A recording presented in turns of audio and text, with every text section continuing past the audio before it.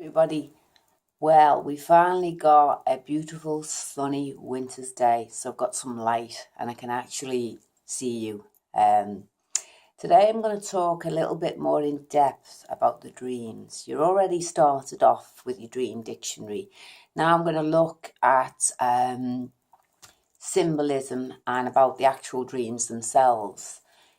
It's very important when you first wake up after having a dream, and it's so hard because it happens to all of us, to write down every single tiny detail you can recall straight away. Because give yourself 10 minutes, someone's shouted you, interrupted you, you've forgotten. Okay? Now, looking at the dream as a whole, think of these things. Where does the dream take place? What role are you playing in the dream? Are you an observer? Are you part of an action? What are you doing? Who's in the dream? The colours. Is the dream in colour or is it in black and white? Right. Now, how does that dream make you feel? Did it make you feel uplifted or down? These are all important, and I'll come to that as we move on. For example, let's say you dream that you are in a house. Now, the house in dream symbolism and in dream language terms, if you like, appertains to different aspects of ourself. So, for example, if you dream that you are in the bedroom, right, that can relate to areas of intimacy, sex, passion, rest, relaxation. Dreams of the kitchen can be nurturing yourself, diet, nutrition, leisure, feeding yourself, surrounded by friends. Same with the living room, social interaction, right? Your social circle, family, relaxation time, leisure activities, the living room, right? Bathroom relates to areas of cleanliness, hygiene, being cleansed. It's where we go to wash. We also go to the bathroom to dump our waste, get rid of stuff. If your dream takes place in the attic or up in the roof space, if you have one, that can relate to mind, your brain, your higher self. If your dream takes place in a basement, that is usually our unconscious selves, where we bury stuff, where we don't want to go. And it's aspects of our life that we want hidden or buried out of sight. We say, don't go down the cellar, there's a bogeyman, because we hide things down there, we bury things down there. So if your dream is taking place in a cellar, perhaps there's something within you or that's going on in your life that you're not ready to deal with or has been buried. It could be a past trauma. It could be something that is uncomfortable in your present day. Again, what's in the dream is so important, and the role you play is so important. The same with the exterior of the house. The windows appertain to our eyes, how we look out onto the world. It's quite straightforward, right? If your house has a chimney, not many do today, I know, but we do, and it's smoking, that's an ability to let off steam, let off instead of suppressing anger, pent-up emotion. The door, the entrance, is our mouth, how we speak, yes. Also, the garden with its fences can be barriers and walls. If the house has fallen down, is it parts of our body that aren't working correctly? Many people have had dreams which appertain and have diagnosed their own illness. For example, one patient dreamt of a tree. He had lung cancer, and he dreamt of a tree which was all blackened with no leaves. Now, if you look at the lungs, they're like a tree inside the bronchioles, and the dream represented his lungs being damaged by the cancer. Few months on, he'd had treatment and he had a dream, but this time he dreamt of a tree with green shoots and leaves coming. So that was the healing taking place. There are many patients who dream of their own illness. Like I've said before, dreams are your body's way of asking you to address areas in your life. And they can be not just areas of your life, they can be of things to come.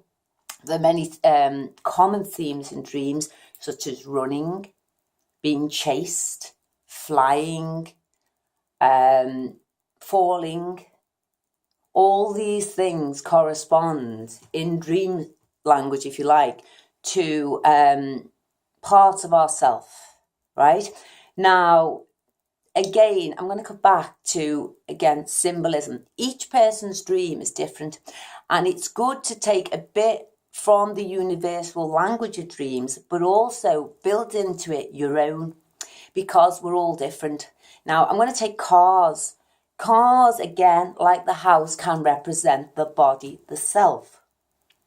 So if you dream of a car and you're in that car, the car's going too fast and you can't control it. I've had this dream and the brakes aren't working. It can represent that perhaps things in your own life are just going out of control and you feel powerless to direct your life where you want it to go, right?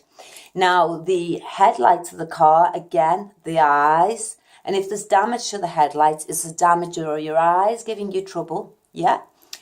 The petrol tank, yes.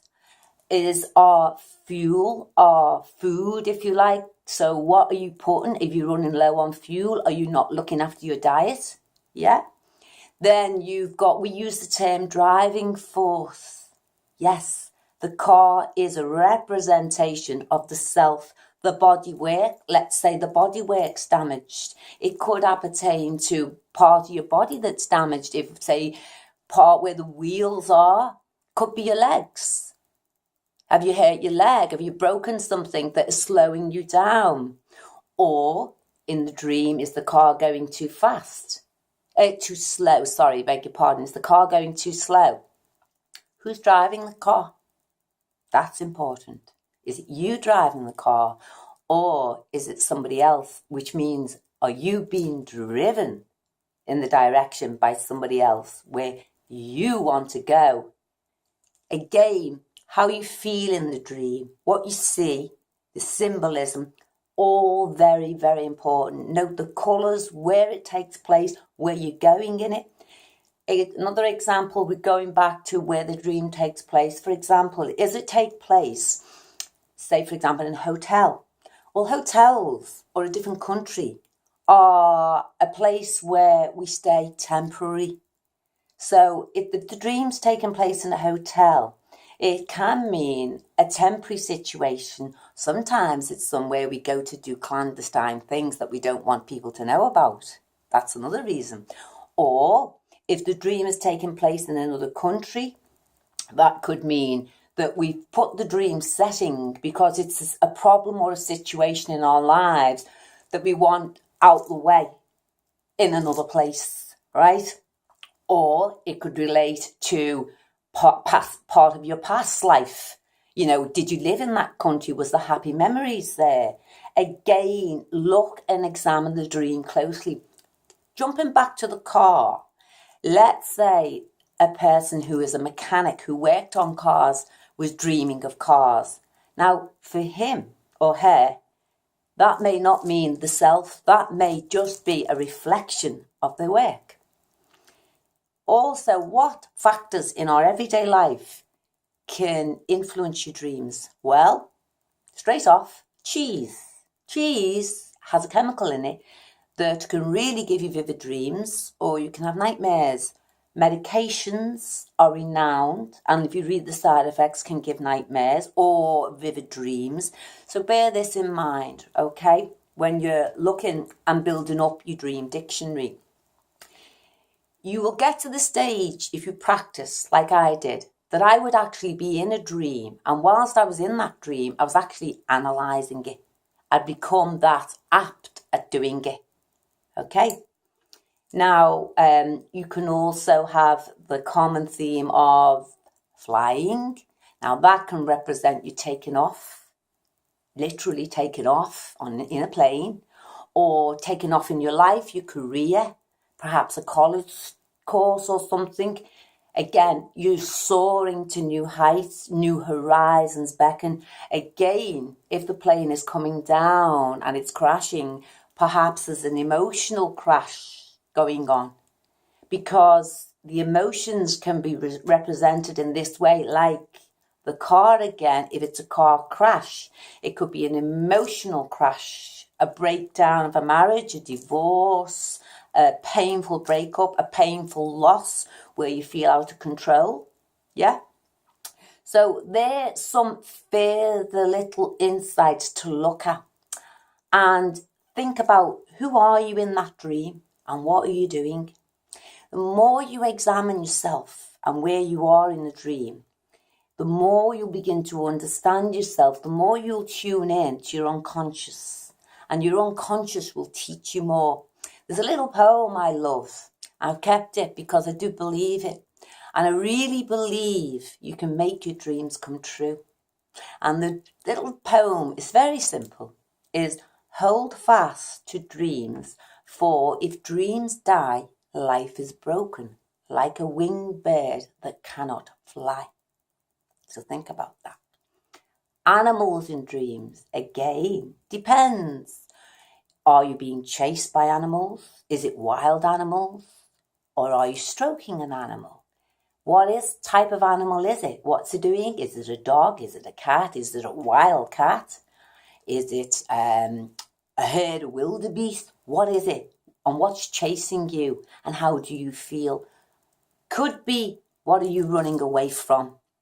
Or what is it that somebody is portraying in your everyday life that you don't want to deal with, right? Being chased by muggers, robbers, again, on the run, running away. And dreams that reoccur, which a lot of people do have, and I don't really have them myself, but I know a lot of people have them. They usually represent there is some part of your life that you need to go back and face and examine closely. And then when you face that part of yourself, the dreams will cease. Right, now I'm going to refer to my notes because I'm 54 and my eyes are not that good. Okay, right, let me get on now. Dreams of famous people. Have you had them? I have.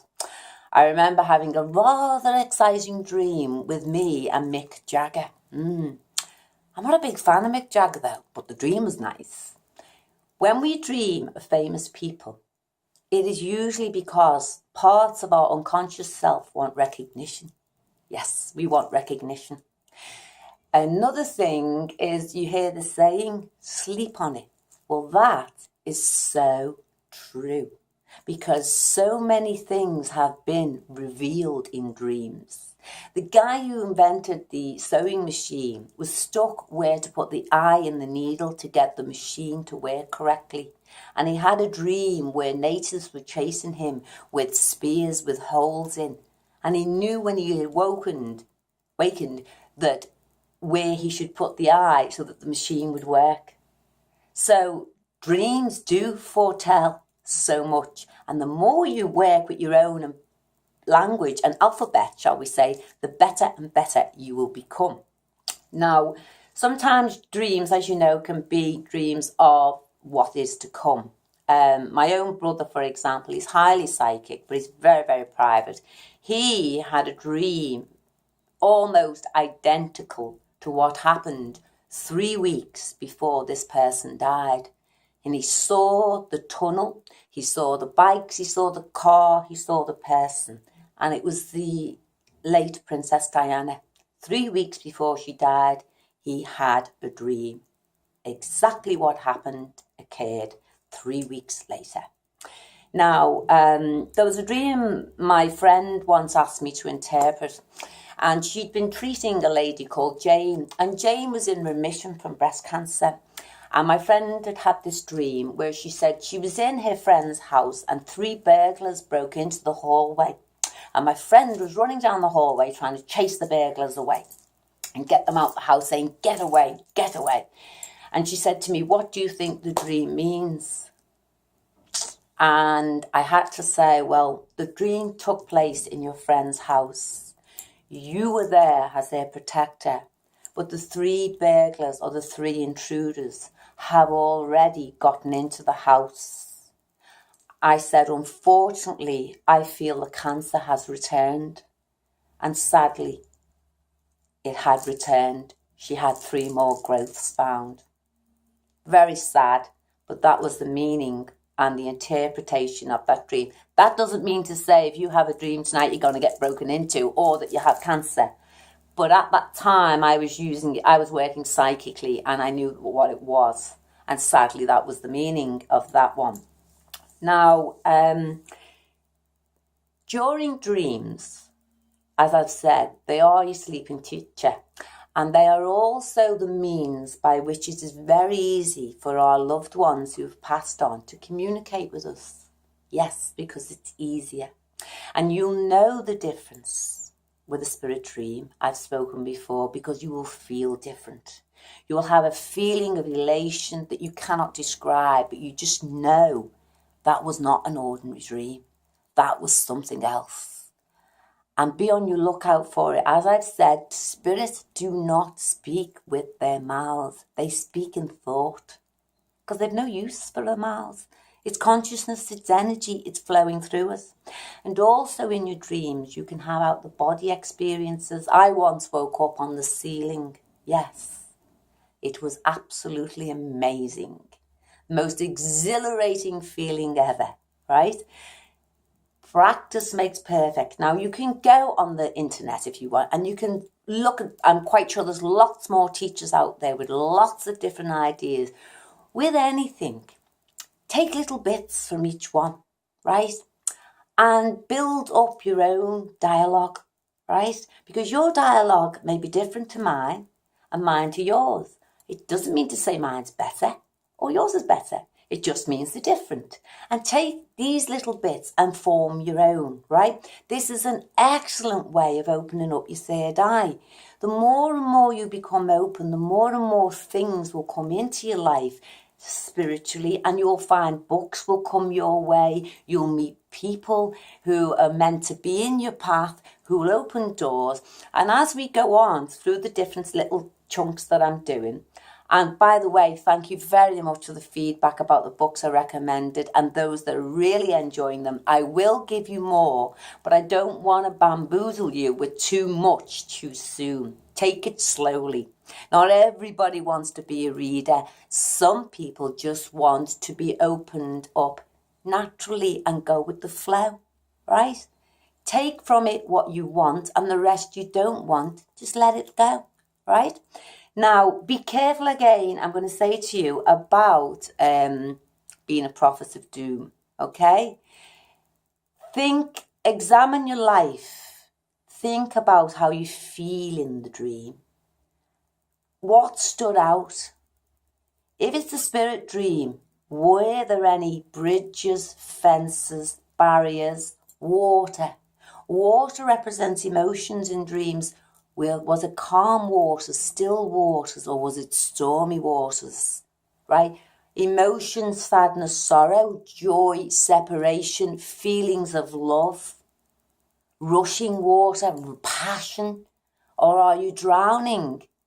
Again, examine the dream, write it all down, and toss the dream around with like-minded friends.